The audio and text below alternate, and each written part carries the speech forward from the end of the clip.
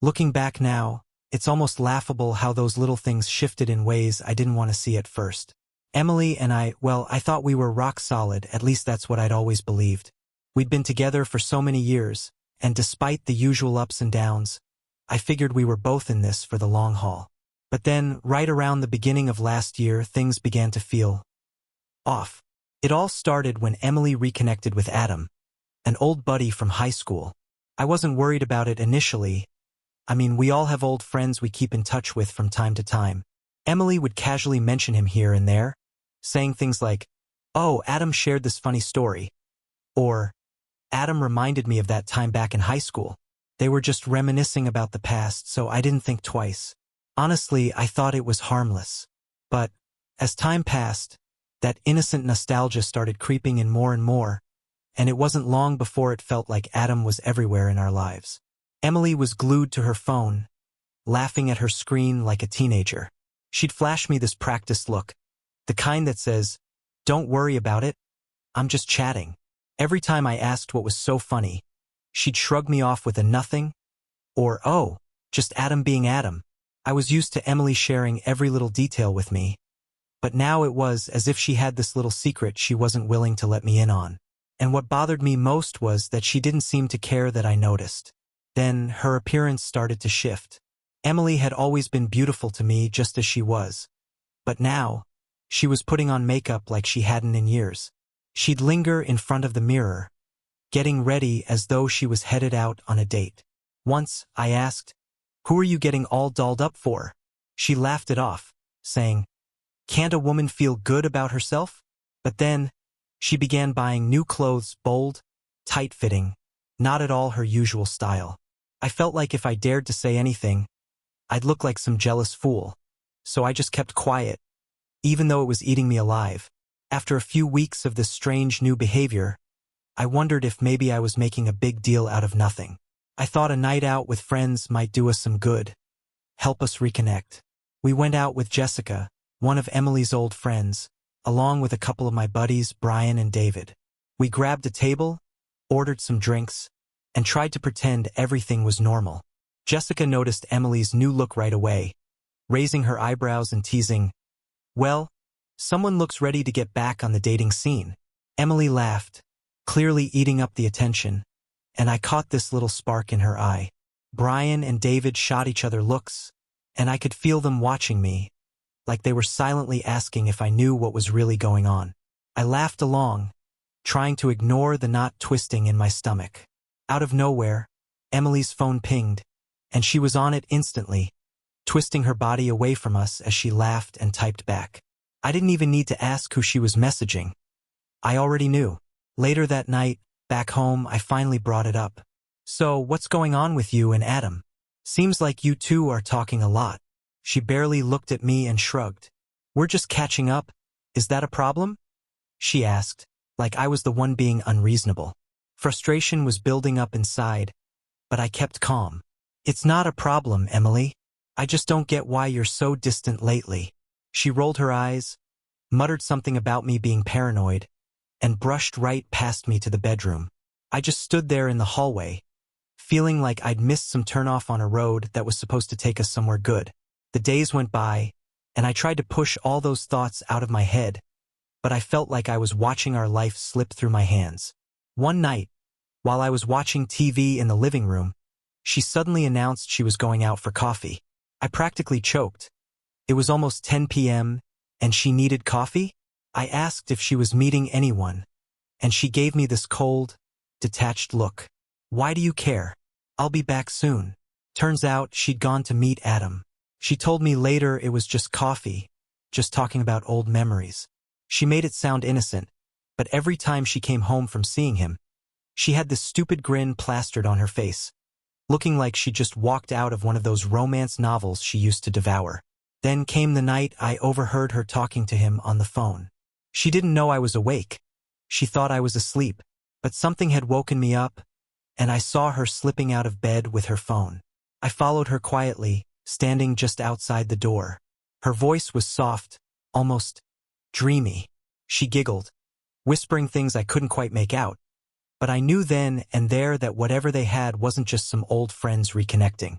There was an energy between them that I hadn't felt from her in years. She was slipping further and further away, lost in this fantasy with Adam, and there I was, stuck in the shadows, wondering where I went wrong. That was the night it hit me. The life we'd built together, my marriage, was probably done. I just didn't Sarahi how much worse things would get. Looking back now, all the signs were right there, clear as day.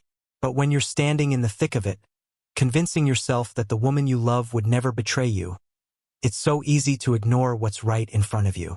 After that night, everything went downhill fast. Emily was glued to her phone, messaging him constantly. She kept it close to her like it was some kind of precious treasure she couldn't stand to let go of. And whenever I got close, she'd angle herself away or shove it in her pocket. It was like she was building this invisible wall between us. And with each passing day, it got taller. I tried to ignore it, told myself she was just stressed with work, maybe going through a midlife crisis. But deep down, I knew better. She was pulling away and I was losing her. When I finally asked her about it, she gave me some speech about needing time for herself, wanting to explore new projects and maybe attend a few business meetings here and there. Emily? Business meetings? She'd never been the type to want to branch out, always content with her own little world. That excuse felt off, but I didn't push. I just watched her slip further away. Even at work, people were starting to notice. Sarah, a longtime colleague, kept asking if I was okay. "You don't seem like yourself lately, Sam," she'd say. Or, "Is everything okay at home?" One day over coffee, she came right out with it. "Is Emily all right? I don't know, but I feel like there's something going on with you guys." Her words hit me hard, like a punch to the gut. I wasn't about to unload all my problems on her, but her comment haunted me. It wasn't just me who could see the cracks forming. Others were starting to notice too, and I couldn't ignore it anymore. Eventually, I confided in David, one of my closest friends. I didn't hold anything back. I told him how Emily's behavior had completely changed, how she kept her phone practically glued to her hand, and how she was suddenly too busy with these mysterious projects. David listened closely, giving me that hard, serious look he gets when he's really thinking something through. Then he said, "Sam, I know a guy, a private investigator. I used him a few years back and he's solid. If you're searching for answers, he could give you some clarity." Private investigator. I couldn't believe I was even considering it. But with every new excuse Emily threw my way, I felt a stronger need to get to the bottom of things. Still, I hesitated. It felt drastic, a line I wasn't sure I was ready to cross. But the more time passed, the more I reassured that if I didn't act soon, I'd be left fumbling in the dark while she continued whatever this was. Then one afternoon, while Emily was out, I found a concert ticket tucked in her purse. I'd just been looking for some loose change when I spotted it, sitting right there next to her wallet. I pulled it out, feeling this sick twist in my stomach. Emily was never into concerts. She'd always complain about the noise, the crowds, how it just wasn't her scene. And yet, here was a ticket for a concert. Proof she had plans she hadn't bothered to mention. When I flipped it over, my heart sank even more. The band playing? It was one Adam had mentioned to her before, something he'd told her he was a fan of. I slipped the ticket back, hands shaking with a mixture of anger and disbelief. She was planning to go to this concert with him. This wasn't just a friendly catch-up. She was out there with him, creating memories that should have been ours. That night was the turning point. As she headed to the shower, I finally did what I'd been avoiding for weeks. I grabbed her phone. My heart was pounding like a hammer, and my hands shook so badly I almost dropped it. I knew her password. She hadn't bothered to change it, probably thinking I'd never actually look. The first message I opened was from him, and it wasn't subtle. They'd started by reminiscing, sure, but they'd gone far past that. Their messages were filled with plans, places they'd already been together, and more upcoming meetups. I scrolled back, seeing things I hadn't wanted to believe, birthday messages, private jokes, little things only people with a deep connection would share. And then there it was, a picture of a necklace he'd given her, delicate and thoughtful, a gift she'd never once worn around me. My stomach twisted as I read more, reassuring how this little reconnection had grown into something much bigger, something that had taken her so far from me. Her laughter, her phone obsession, the distance she was keeping. It was all because of him. When she stepped out of the shower, I slipped her phone back into place and forced myself to look normal. But she must have sensed something, because she gave me this look, a mix of suspicion and irritation. "What's with you?" she asked, as if I were the one acting out of line. "Nothing," I muttered, forcing myself to sound casual. "Just a long day." I was boiling on the inside, but I couldn't bring myself to confront her. Not yet. I needed time to think things through, to decide on my next step. I felt like I was standing on the edge of a cliff, knowing that one wrong move would change everything. Then our anniversary dinner arrived, almost as if fate had served it up. Emily's parents were hosting a huge celebration in honor of their marriage, inviting friends, family, and anyone who'd ever been part of their love story. The irony wasn't lost on me. Here we were, celebrating their unwavering commitment, while Emily was tearing ours apart behind my back. It felt like the perfect opportunity to confront her. If I'd done it in private, she could twist the story, make herself the victim, maybe even accuse me of being jealous. But in front of everyone, family, friends, people who respected her parents, that would hit her right where it hurt most.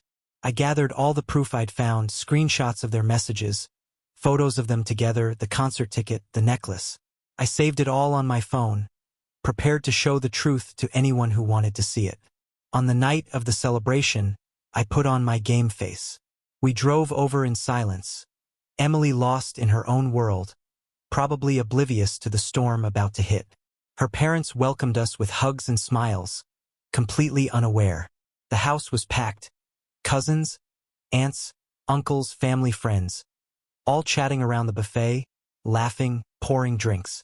Emily's sister, Sophie, even hugged her tightly and gave me a curious look. Sophie and I had always gotten along, and there was this mutual understanding that Emily was, well, Emily. I stayed on the sidelines, watching Emily play her usual role, the charming, smiling woman everyone thought they knew. She looked the part, all polished and picture-perfect, but I could see the cracks no one else could. Sophie eventually cornered me in the kitchen, her eyes full of concern. "All right, what's going on with you two?" she asked, her voice low. "You look like you're here for a funeral, not a celebration." I gave her a strained smile, feeling the weight of what was about to happen. "Just trust me, Sophie. Tonight's going to be one to remember." She didn't get it, but she nodded and went back to the party. Finally, after dinner, everyone gathered for dessert. The room was warm, buzzing with laughter and clinking glasses. Emily's parents sat at the head of the table, looking at each other with that love that had kept them together for decades. I stood up, cleared my throat, and lifted my glass, calling for a toast. "First off," I began, "I want to thank William and Diane for showing us all what real love and commitment look like. You two set a high standard, and we're all better for it." People raised their glasses, nodding, agreeing. Emily smiled across from me, probably thinking I was giving a sweet, sentimental speech. She was about to learn just how wrong she was. I went on, letting the tension build. "In honor of loyalty, of trust, and of the promises we make to one another, I want to talk about what those words actually mean." I looked straight at Emily, watching as her smile faded, replaced by a look of nervous confusion. She shifted in her seat, reassuring something was coming but not sure what. "See," I continued, "trust is a fragile thing, and when you discover that trust has been broken, especially by the person you believed in the most, well, it hits hard." The room went silent. Everyone turned to us, some looking confused, others starting to catch on. Emily's smile vanished. "Sam, what are you talking about?" she asked, trying to laugh it off, but I could hear the fear in her voice.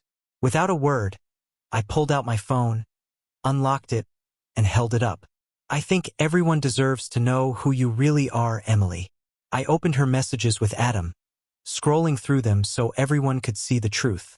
The room's laughter disappeared in an instant. Shocked gasps filled the silence. Her mother covered her mouth, and her father's face went blank, all while Emily sat there, frozen in disbelief. I kept scrolling, letting everyone see the photos of her and Adam together, the jewelry, the concert ticket, all the proof of her betrayal. And just like that, the celebration of love turned into a night no one would ever forget. The silence in the room shattered when Sophie spoke up. "Emily, is this true?" Her voice was laced with a mix of disgust and something close to satisfaction, like she'd been waiting for this moment her entire life. Sophie never outright hated Emily, but there was always that sibling rivalry simmering between them. Seeing Emily's so-called perfect life unravel in front of everyone was, well, satisfying for her. Emily stammered, trying to explain, insisting that it wasn't what it looked like, that she and Adam were just old friends catching up. But the evidence was right there and no one was buying it. Her parents just sat there, stunned, faces painted with hurt and confusion. And then, unable to hold back, Sophie delivered the final blow. "All that time you spent obsessing over your image and your perfect life, and look where it got you, Emily." Her words sliced through the air, hitting Emily like a dagger. Emily tried to defend herself, but the damage was done. Everyone saw her for what she truly was, and there was no talking her way out of it. Her cousin Michael, who'd always found Emily a bit too self-absorbed, chimed in with his own bit of disdain. "We always knew you were full of yourself, Emily.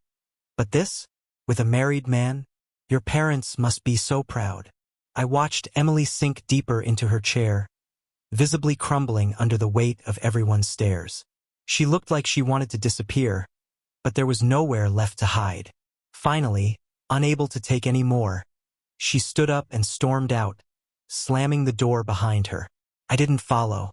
A strange sense of satisfaction washed over me. The truth was out, and now she had to deal with it alone. She'd made her choices, and now she could live with the consequences. That night, I stayed a while longer. People approached me, some offering their apologies, others giving a quiet nod of support. It was surreal, like I was living in a different reality, closing the door on one life and stepping into another. When I finally left, I glanced around the room one last time, feeling a weight lift off my shoulders. Emily's carefully constructed world had collapsed, and for the first time in months, I felt like I could breathe again. After that night, everything changed. News of Emily's affair spread quickly. Friends, family, even people in her professional circles were all talking about it. It wasn't just whispered gossip. People outright avoided her. I didn't expect the fallout to hit her as hard as it did, but watching her reputation crumble was brutal. She'd spent years building up this image, professional, trustworthy, the picture of stability. Now that image was falling apart in front of her, one piece at a time. Within a week, I started hearing from mutual friends, people who wanted to let me know they were on my side. Jessica and David, two of her closest friends, began to distance themselves. David, in particular, didn't hold back, saying he couldn't respect someone who'd betray their marriage like that. Brian, another mutual friend, made a public statement about how infidelity went against his values. Emily felt every bit of this. Each time someone turned away, it hit her harder. But it wasn't just her personal life that took a hit. Her professional life began unraveling too. Her clients started bailing on her. People who'd once trusted her couldn't bring themselves to work with her anymore. Some outright refused to be associated with her. She tried to explain it away to me once, saying that things just aren't the same in her field. But I knew the real reason. She was facing the fallout of her own choices. She struggled to find new clients, new partners, but people weren't willing to trust her anymore. Her financial situation was spiraling. She'd depended on those relationships, on the connections she'd spent years building, and now they were slipping through her fingers. I'd see her around, trying to keep it together, but her smile was strained, and worry lines etched deeper into her face. Honestly, I couldn't bring myself to care. She'd made her choices, and now she was living with them. Then, unexpectedly, something else happened. Sophie reached out. After the chaos of that anniversary dinner, she checked in on me. We'd known each other for years, obviously, but this time was different. She'd been there, had seen everything, and she had a way of understanding what I was going through that I hadn't already said I needed. We began talking more frequently. She'd send a quick text just to see how I was doing or stop by with an excuse to chat. I'd never looked at Sophie this way before, but now I was seeing a side of her I hadn't noticed. She was compassio Sam, supportive, and for the first time in ages, I felt like someone actually understood me. One evening, she suggested we go out for dinner. Just to talk, she said. I figured it was just a family thing. She was Emily's sister, after all. But as we sat across the table, there was an ease between us, a natural connection that felt so different from anything I'd felt with Emily in a long time.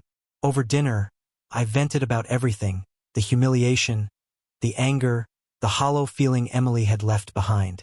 Sophie listened, her gaze steady and sympathetic. At one point, she reached across the table, placing her hand on mine. "You deserve better, Sam. You really do."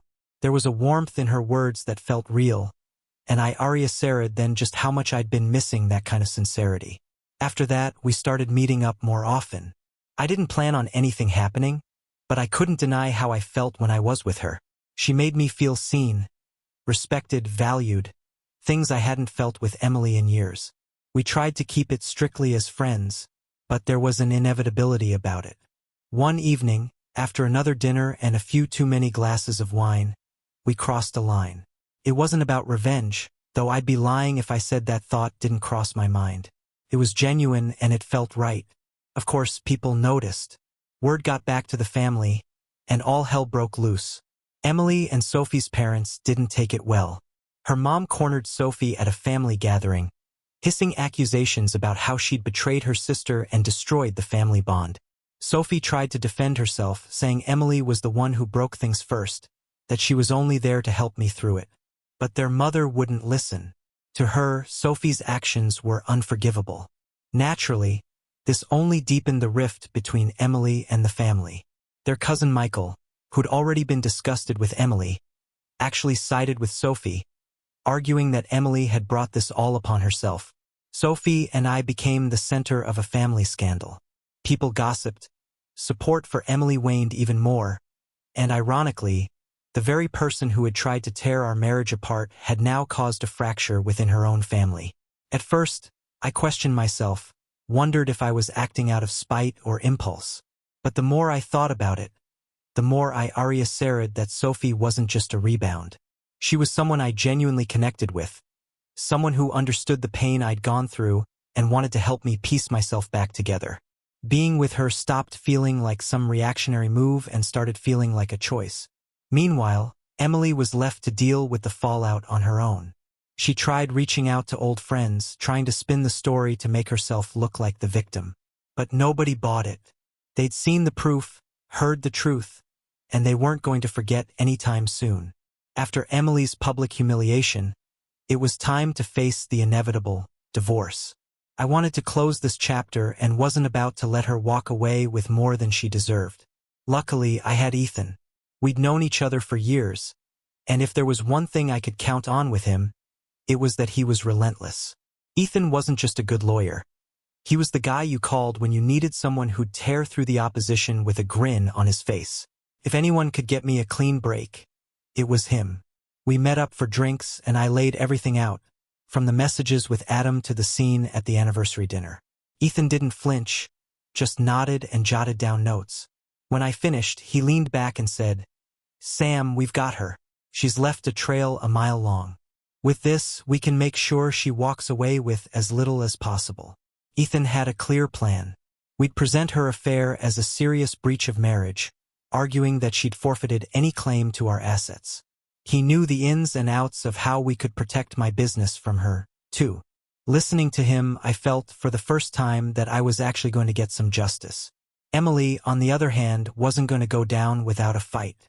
She searched for support, trying to find someone who'd take her side and paint me as the bad guy.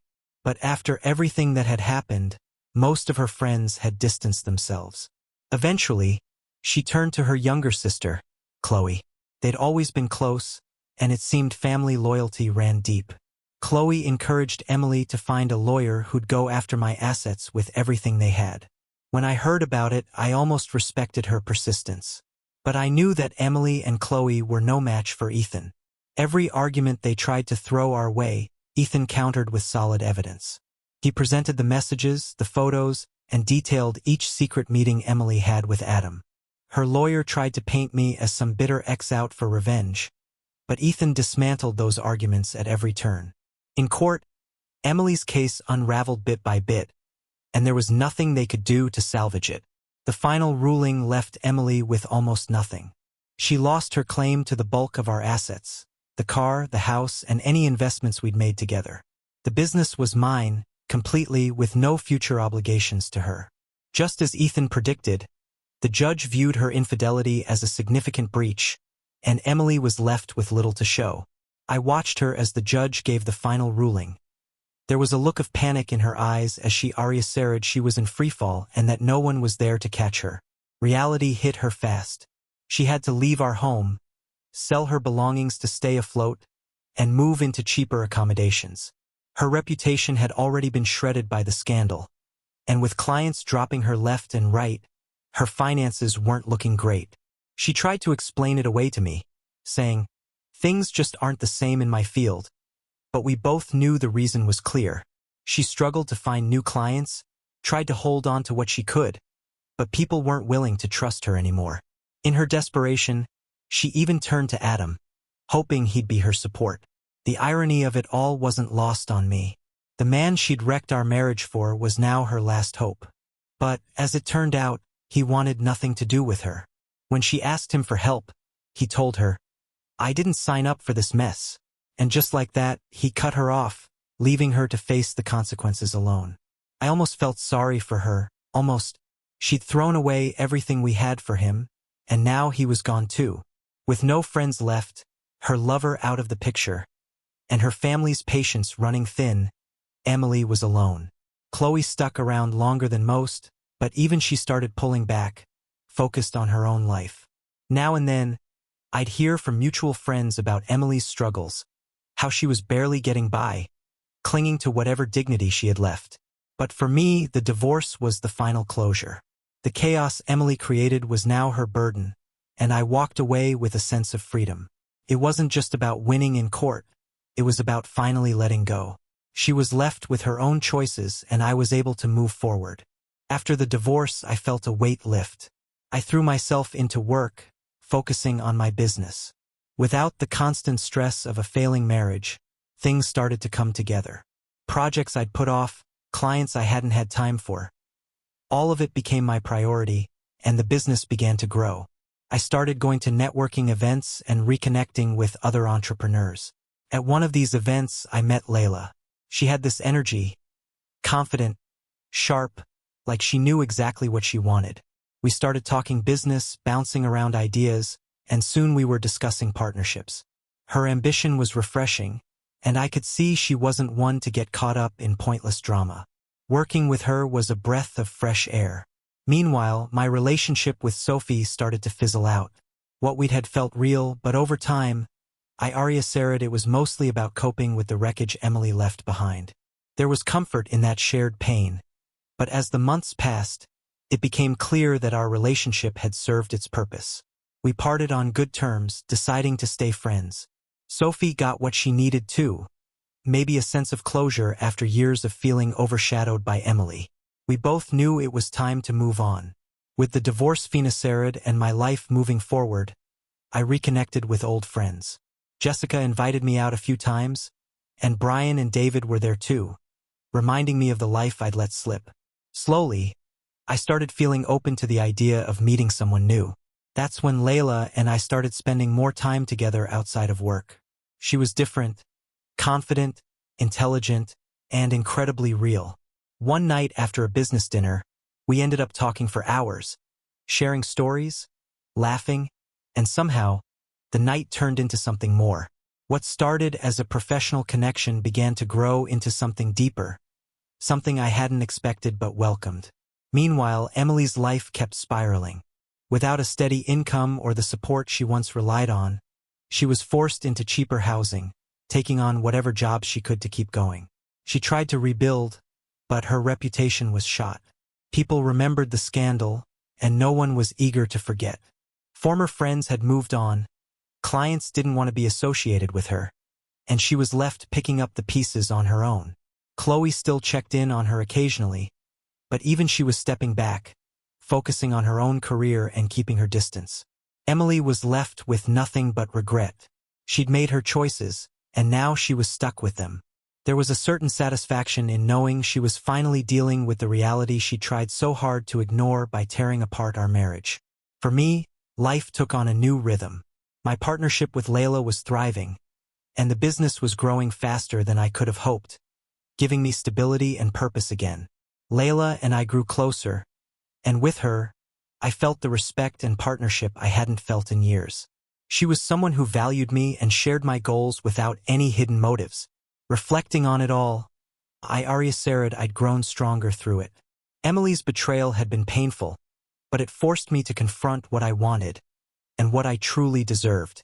It taught me to value the people who were loyal, who truly stood by me. I'd left the worst behind, ready to build a life that was genuine and free from the shadows of my past. Emily's betrayal, painful as it was, had actually set me free.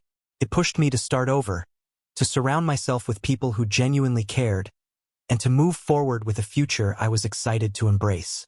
For the first time in years, I felt like my life was finally back on track.